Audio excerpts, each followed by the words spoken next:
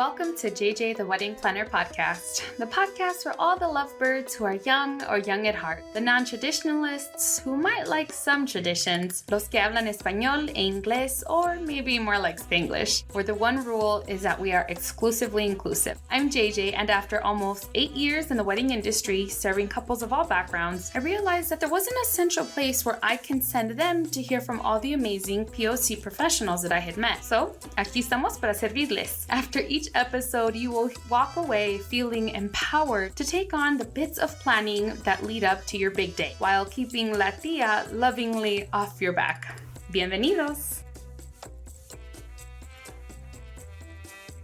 Hello, listeners. Welcome to a new episode of your favorite podcast, 𝗂𝗂𝗲 the Wedding Planner Podcast, and I am so excited about the guests that we have today. Let me tell you a little bit more about them. Mona Rosa is made up of two sisters, Maria and 𝗂𝗂𝗀𝗀𝗀𝗀𝗀𝗀 Jimenez, who are floral artists, best friends, and business partners from the San Fernando Valley and Los Angeles. They operate out of LA, formerly known as 𝗂𝗂𝗀𝗀𝗀𝗀 land, where the 𝗂𝗂𝗀 indigenous people still reside. Mona Rosa was named after their mother, Ramona, and grandmother, Maria Rosario. Both migrated here from Mexico for the betterment of their family. They were taught the importance of respecting, protecting, and caring for Mother Nature and passed down this knowledge. The Jimenez sisters grew up surrounded by fruit trees, plants, herbs, and flower gardens in their family homes. This sparked their passions and inspired the small business venture in 2019. They believe in integrating their beliefs into their business, as we love doing here on this podcast. The sisters are social activists and volunteers for Somos Familia Valle and the Social Impact Center, which are two LGBTQ nonprofits that stand for the liberation of all QTPOC, queer, trans, people of color, and other marginalized communities. Mona Rosa offers dry and fresh floral services for all occasions, custom orders, events, and productions. They're known for their unique monthly zodiac bouquets, which are my favorite. You can also catch them at a local pop-up in the LA area. Without further ado, let's get to this interview.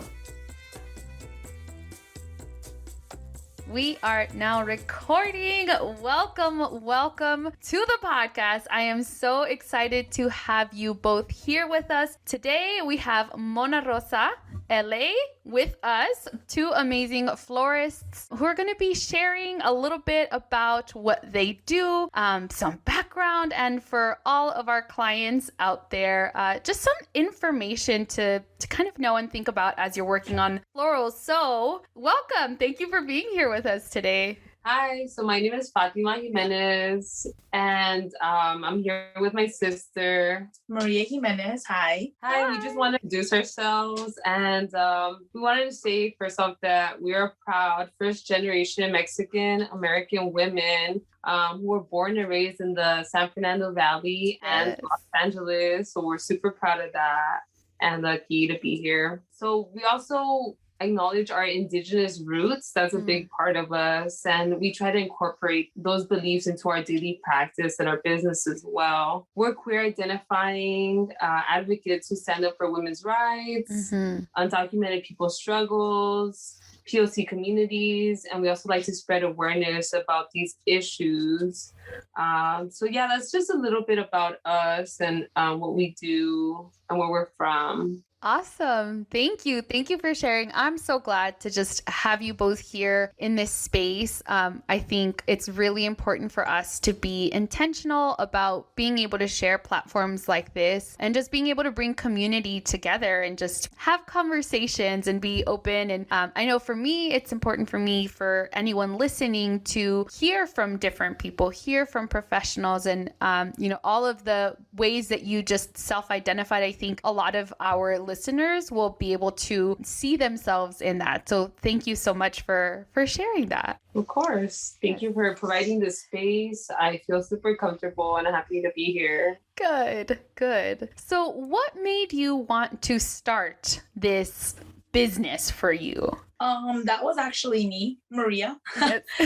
So I was an educator and a preschool director for 10 years. And after so much time in that field, it was very fulfilling, but I always felt like something was missing, or there was something else that I wanted to do, in my life. Like I knew that this was just not my only passion.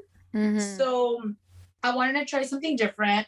So I ended up writing the list of all the things that I enjoyed or I had interest in.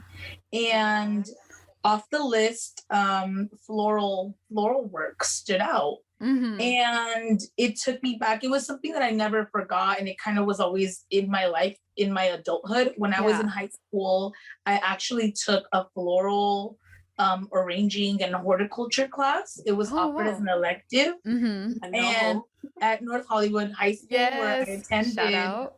Yeah. And I really enjoyed it. At first I was like, oh, it's just an elective to fill the time. Yeah. But it ended up being something that I ended up, taking an interest in, and I enjoyed it. And then after that, over the years in my adulthood, different things came up where our family would have quinceañeras, weddings, small events or whatever. And I would step in to help my aunt or my mom make these table arrangements, because, it was never, we couldn't afford to hire someone to actually do it. So we would do it ourselves. And it's always been a thing in my life. And, we also grew up around flowers and plants because of our moms. They always had a garden. So, but I saw it more as a hobby. Yeah. And then in early 2019, I quit my job. And then 2 weeks later, my best friend got married, and it was a very small wedding, and she didn't have a bouquet. And it's like 24 hours before her wedding. And I'm like, you need a bouquet. So I was like, you know what? I'll make it for you. So I made it for her. And I mean, it was really the only like floral piece that she had at her small wedding. And, I really loved being a part of her big day, even in that small way. So after that, I was like, you know what? I want to start a floral business. Wow.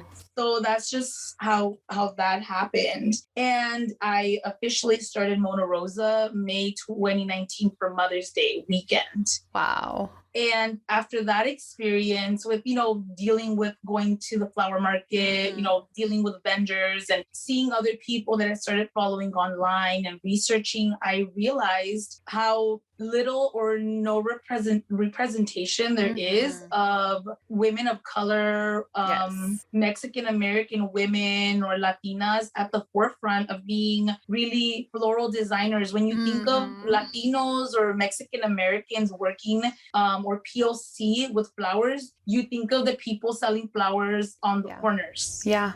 And then if you actually go to the flower market, they're the handlers of the flowers selling them. They're either farmers or they work for the farms, and they come and they do all the labor stuff for the flowers, but they're not at the forefront really creating or designing. So I thought that was interesting too. And also not a lot of women. It's a lot of men doing this stuff. And I was like, you know what? This is actually it's bigger than me, not just wanting to start a flower business. Like, I want to be a part of something and have it mean something. Yeah. I love that. I'm going to go into what you're saying there, because I think that's so important for people to hear of that. Yes, we POC, and specifically, obviously, because we identify obviously as in the Latinx community, we see people who do the hard laborious work, but we don't always think of or imagine the design, that there can be more beauty and elegance and like higher class than what most people would expect, or what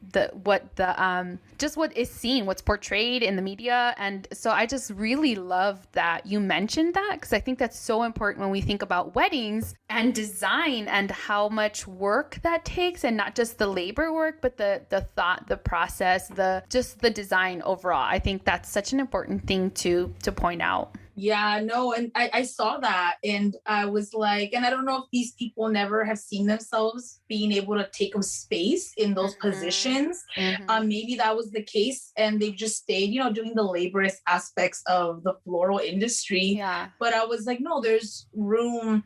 And sure enough, in the last 2 years that we've been doing Mona Rosa, we're seeing it more and more. Like, you're starting to see more, POC coming to the forefront of saying, I own this floral business and I'm the designer, and not just, doing all the work. And you see it even down in the flower market where they were just selling you the flowers wholesale. Now some of these floral vendors are having some options where they're creating their own bouquets or arrangements or providing their services to say, hey, we don't just sell the flowers, we also can do some design. And I think they're taking inspiration from what they're seeing other people are like jumping in and doing. Totally. And they're like, you know what, let's take the leap as well and have a piece of that cake too. Yeah. Not just what we're doing.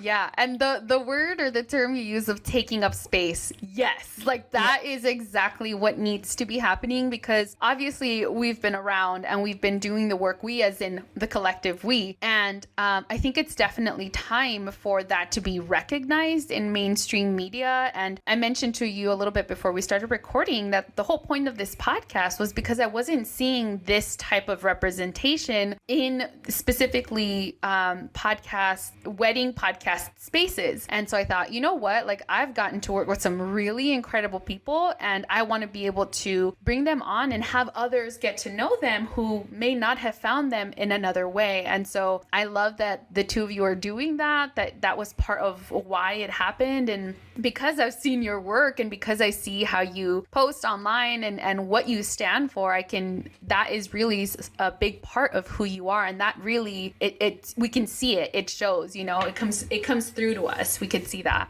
Yeah. I mean, we've been trying from the beginning. We recognize all these things and little by little, we've been getting there. And that's just how, it all started. And as a little bit more time went by, I started to get, more inquiries for orders or small events here and there. And that's how I realized I was going to need help. I mean, I already had Fatima helping me, but I realized I was going to need more help. And I really wanted to have more of a partner. Yeah. So I decided, I want to ask her to do this with me. And I finally decided towards the end of 2019 to ask her to, do it with me, not just to help me, but to like really be a part of it. And I knew that we could do some really, great things together. Yeah. And like I said, it's always been a part of, our lives. And I saw the times that she was helping me, the little bit that work that I was getting asked to do, she was enjoying it as well. So that's pretty much how we started, Mona Rosa, me and then, us together. Yeah. I love that. I love the idea of, two sisters coming together and doing something, not just a small hobby, but truly becoming entrepreneurs, business owners, and taking it to the next level. What has it been like for the two of you to work together so far? Oh, well, it was something that we've done before, actually. When my sister worked at the preschool, I was also hired and I was an assistant to the operations manager and the owner and my sister. So we knew we could get along and work together as a team. And since we grew up together, we know each other so well that it's like amplified. I can't explain it. So our lives are just then taken to the next level. So we're like inspiring each other and we're giving each other ideas. And we're like, oh, wow. And then you caught me here and there. So it's basically when I came into the picture, she asked me to be her business partner December 2019. So jumpstart, January 2020. I came in, I was like, okay, I'm taking this on and more on a serious, note. And so it's been great. We've been able to balance each other out. Where she is more the outspoken one, I'm more sometimes behind the scenes, taking charge or lead and things. And then she's great with like public relations. And me, I'm more on the social media aspect, can connect with people on there. So where one of us can fall short in some areas, the other one picks up. And so we're always helping each other out. And it helps that we're best friends, that we could communicate with each other what our needs are, be transparent, be real. So I think that's what's helped us, I think, in the business, having that trust in each other and knowing that, someone has our back and we're just trying to create the best, product for someone for their special day, events, anything. So it's been really cool. We're going on 2 years now working together. Yay, that's right. You just passed your 2-year anniversary, right? Yeah, this month. So it's kind of incredible to think that we've been doing this for a while now. And yeah, it's exciting and it's fulfilling, and we can't wait to grow and do more events and more weddings and all that. I love it. I love it to see that. And I think it's really important to mention that you already had some of that work experience, and that you knew how you would be able to click on the work side. Because I think many times people want to go into business with someone, whether it be a sibling or a best friend or whatever. It's also important to remember how you work with that person is important. And I want to mention that because on wedding days, right, when it's crazy, it can be chaotic. There's things coming in and out. There's a lot happening. And on the planning side, it's important because when you have a team, if it's just one person, obviously that's a little different. But if you have a team, 2 or 3 people or whatever, like it's important how the 2 of you work together and can not just do the delivery, but if there's something like that you're having to set up or create, just that you have that good like work feel is important, I think, for couples to think about when they hire someone. And so I want to move into that a little bit more and talk about the planning process for couples. So again, yes, this is a wedding podcast. We've talked a lot about business and family and why we do what we do. And so if we're talking specifically like to clients, what are some like wedding planning, not planning, but floral planning tips that you would give to them if they know they want some floral, but maybe don't have a specific vision or don't know where to start? Maybe they know they want it, but they don't know where to start. What are some things that you would suggest for them?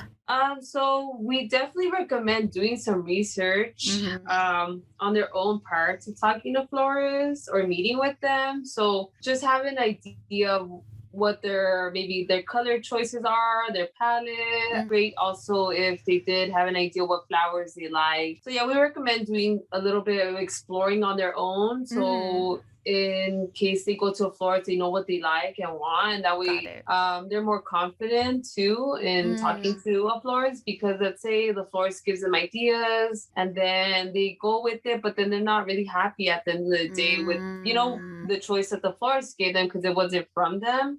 So yeah, we recommend exploring their interests, their likes, and then coming to a florist with those types of designs.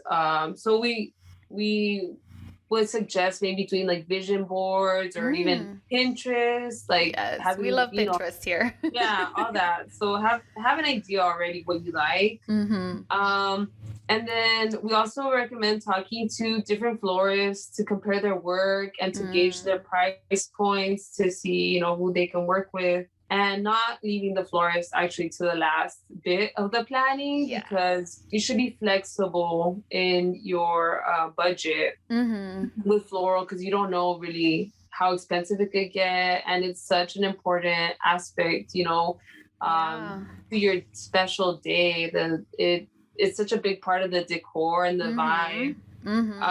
So definitely prioritizing it, not leaving it for the last part. And then super important is really finding a florist that you have a good communication style with and someone that you could connect with and vibe with. I think that's really important because, they're doing something for you and you're working with them. So yeah, we would recommend doing that. Just picking someone that feels right to you, for you. And yeah, that's basically it. That's what I would recommend doing.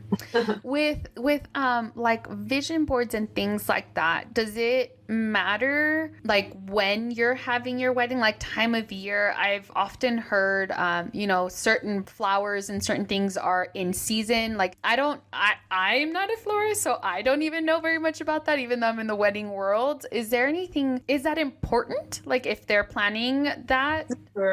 Super important. Actually, we're gonna get into that. That's a part of the budget to consider that things change. So when talking to florists, also be open to the possibility of change, because some things might cost more when they're out of season or they might not be available.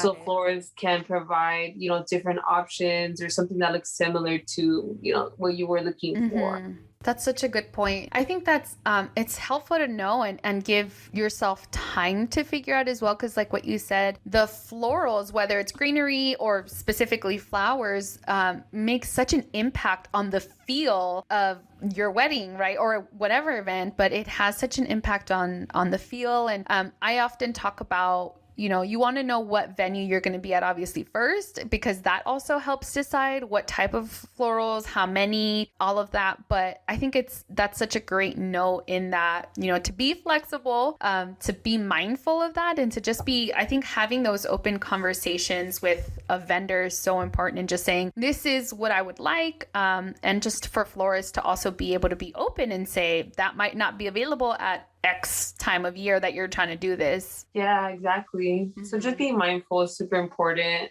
Yeah. And you also mentioned, which I wanted to go into next, the vibe that you get from your florists. So I always talk about that as well with my clients, is that you want to be able to have a really good working relationship with them. And so if clients are looking to book a florist, what do you suggest that they like ask them, or that they look for in that kind of like gut feeling? What would you suggest in that case? I don't think it's so much what you can ask, but because I feel like most florists, especially with, you know, even as little experience as we have, because, you know, we're so new into the industry, we do enough research to, when people inquire with us, we're trying to cover all of our bases, you know, because most of the time, people that want to do an event or a wedding, we've already experienced it. They really they don't know what they're doing. Yeah. Because it's not their field of expertise, and we totally understand that. Ideally, like Fatima mentioned, we would like it if they did do a little bit of research, so that they do come knowing some stuff, and they also know more or less what they want. And yeah, we make sure we cover all of our bases. Yeah. But I would say it's important, like Fatima said, to be open to change, because things can happen even when you place the order. Sometimes, especially with COVID, we learned farms have closed, things are getting delivered, and because they're not doing so well where they were like harvested, they're arriving damaged. So we've already had situations on two occasions. They've had to like last minute change literally our order. So even if like you plan it ahead to say like the client wanted something, but we told them it's not available, or it's available, but it's out of your budget. And so they go back to, you know, a lesser option that would replace their initial choice. There's a possibility that even that option could arrive damaged, or it could even be late, because right now the whole world's trying to, you know, catch up, and they're trying to get back into the way things are, but things are happening so fast now. People are like, oh, the world's opening up again. They want to like do everything that they couldn't do. Yeah. So, we know still there's going to be a lot of patience that's going to be needed. I think that's such a good point. I mean, everyone, I feel like we're all trying to do our best right now in this time, and especially vendors, because I don't know about you guys, but a lot of vendors we went through this like crazy pause and just like dry spell of time where, of course, understandably, like things just had to completely stop and shut down. And now it's like, as things are slowly opening up more and more, it's like, boom, it's like a rush of people trying to book and trying to do things, which is great, of course, for the industry. We're excited about that. But I think you're right in just telling people, like, we're all doing our best. There's only so much we can do. If something arrives damaged, like, that's out of your florist's hand, you know? And of course, in that case, that's why you have a professional to then suggest, you know what, this other type of flower might, you know, be able to help, and ways to help overcome that. But there are certain things that are just kind of out of people's hands. Yeah. So that's something, you know, just to be, you know, open-minded, in terms of also picking the right person. I think it helps knowing yourself. Like, you're going to get all different kinds of people. You're going to get some people that are very like on top of their things, and they, you know, dot all their I's, cross all their T's. They do it very, you know, efficiently, effectively, and, you know, it'll be done and squared away by a certain time. And then you do have other, I mean, we've experienced it with other florists that we've seen ourselves even, that maybe are a little bit more relaxed. It's just the way that they work. Maybe they're a little bit more, they like to be a little bit more creative. Or they want a client to be, yes, we love your ideas, but then there's some florists that like to be like, let us be open to our creativity as well. Yes. So if you're someone that that you want something, a certain way, and that's it, and then that's probably the kind of florist you need to find. Someone that's going to do something for you to the T. But if you want someone to say like, you know what, this is what I want, but you're a little more flexible and you kind of are more open to maybe more artistry or like someone's design concept or suggestions, you might want to go with someone that's a little bit more easygoing and they're like that too, Yeah. So that's very important. And you have to because you can't make someone, to some extent, even though you are the client, you still have to realize this is someone's business and they can only bend for you so much. I definitely agree with that. And I actually often talk about that in photography as well, but it completely correlates with florals in the idea of it's better to find someone who works the way you want to work with them instead of finding someone and then trying to change them, right? So like if a photographer has a certain style, then to try and change them makes no sense. And so if you want a florist that is creative and has space for that, then that's the kind of person, if that's what you want, that's who you should look for instead of like if there's a company that isn't, I'm not gonna say isn't creative, but it does more of the normal traditional stuff, to ask them to kind of go out of their comfort zone and be more creative than maybe they're used to is not fair, right? So we want to be able to have someone, and of course every couple, every situation, every venue is going to be a little different, but I'm all for the artistry. I really believe that, flowers are an art, creating images are an art. There's so much to it that goes behind just what you think you want. Yes, have an idea of what you want, but also allow space for that. Allow the professionals to do what they do. That's why we're hiring them instead of doing it ourselves. So I'm really glad that you mentioned that. Yeah, and I think overall, just don't be afraid to let your potential florist know your needs, your expectations, or your budget, because you want to make sure that all those things are addressed before you commit to a florist. So it's not really, it's them being a little bit more prepared and really knowing what they want, because let's say, you have the initial consultation and really you're talking more about just florals and money and you like that, but then you don't tell them all these extra things of, what you actually need or what your expectations are, or like the feel that you want when you arrive to your wedding venue. Just be transparent and not be afraid to let your florist know anything, because then you'll know for sure that this person will be able to execute your florals how you want them, and your wedding day will be great. And I mean, we obviously have budgets that we would ideally like to work with or at to be able to make our business flourish. But we also, like you mentioned, with people of color, this is them having wedding planners, having florists do things for them, or set up tables and chairs for them, is also out of their comfort zone. They're not used to paying people for this. Usually the family gets together and everybody does all this stuff. So we are still open to working with people, even if they think, oh, I don't even have quote unquote a budget, to what is a budget? I don't have a budget, because they don't think they have anything that would be considered a budget to even hire a florist.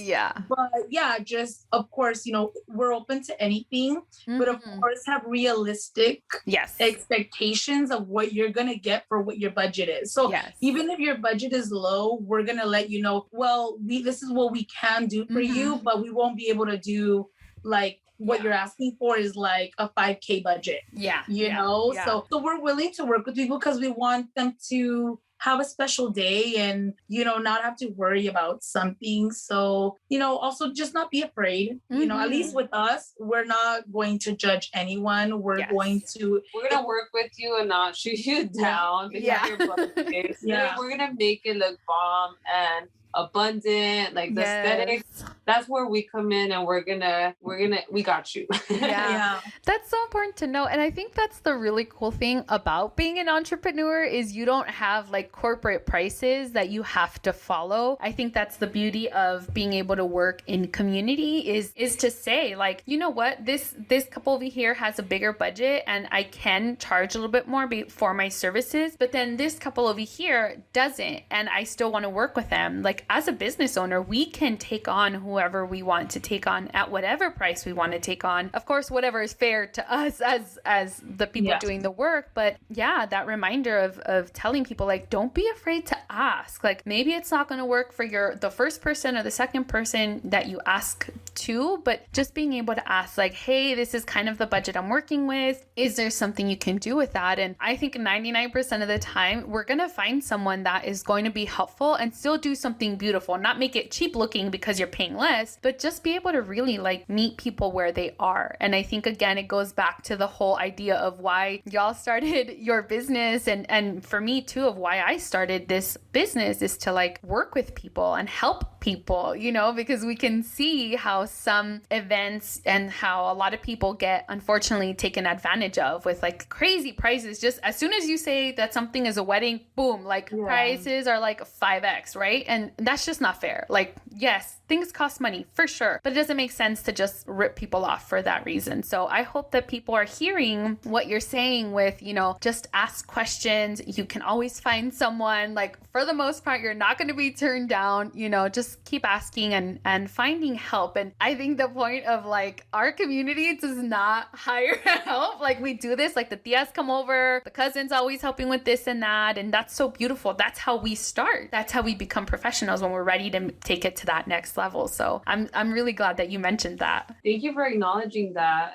It's huge. It's exactly where we start. And it's paving the way and showing others that, we are valuable, we are worthy to be in these spaces. I'm so very thankful for this moment as well.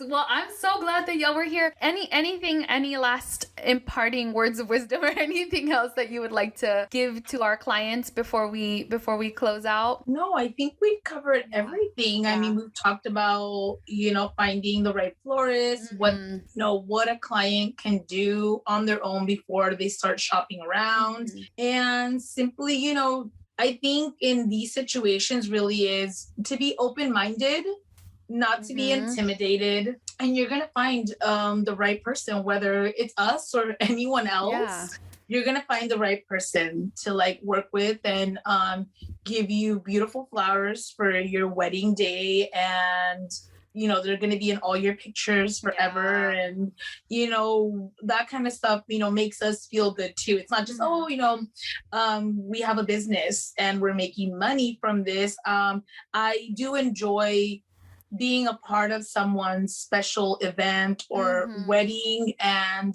making it beautiful. And knowing that, like, some people, it's like, wow, we did that. It's it's impactful work. It's very deep. And I love it too. We've been, fortunate enough to do different events, and it's really making a difference in someone's lives, whether it's small or big. And also don't leave, like I said, the flowers to the very end, because florists do book up and then you're asked out. So don't do that to yourself. Don't set yourself up. Yes. Well, speaking of which, how can people reach out to you if they would like to? I know you do consultations, and so how can they reach out to you? Where can they see your work? Where can we follow you? Where can we stalk you on Instagram? So basically that's exactly where you can find our work at this time, via Instagram. We're still building. We've been focusing on a lot of other aspects of the business, so we will get around to making our website so you can get more of an idea, the breakdown and cost and prices. But for now, we have our Instagram, and you could DM us, and we also have our email. You could contact us that way. Once we start talking via email, you'll get more information. We'll give you our number. We also offer free consultations for your events, and we would set up a Zoom and we talk to you that way. So yeah, that's basically how you could get a hold of us. Our Instagram handle is at @monarosa.la. Awesome. Sweet. Well, thank you so much. I'll put that information in our show notes. And I'm just so grateful that you were both here today. It was so great to have you. Fatima, you and I have history, and we didn't even get into that, but it's just been such a blessing, to see you grow and blossom. And now the two of you popping off with this business and changing lives and just doing really cool things. So thank you for who you are and for, even choosing to step up into this business. I think being a business owner is really a calling in a lot of ways because it's not for the weak.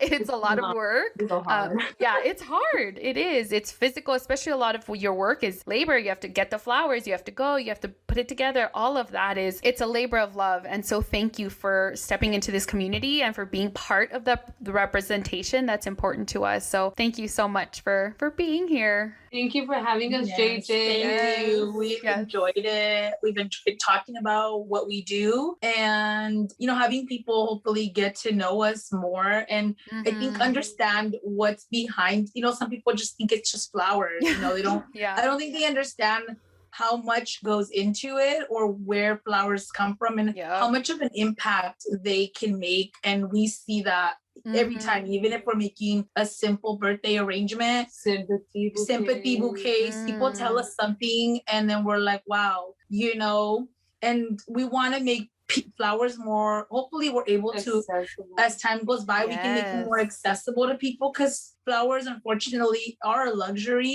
but they don't have to be, and they really do make people feel good on an everyday basis. Yes, for sure. Well, thank you. Keep on going with your awesome work, and I'll let you know once this podcast airs, and then just keep doing your great work and keep sharing everything you're doing. Thank you. Thank you.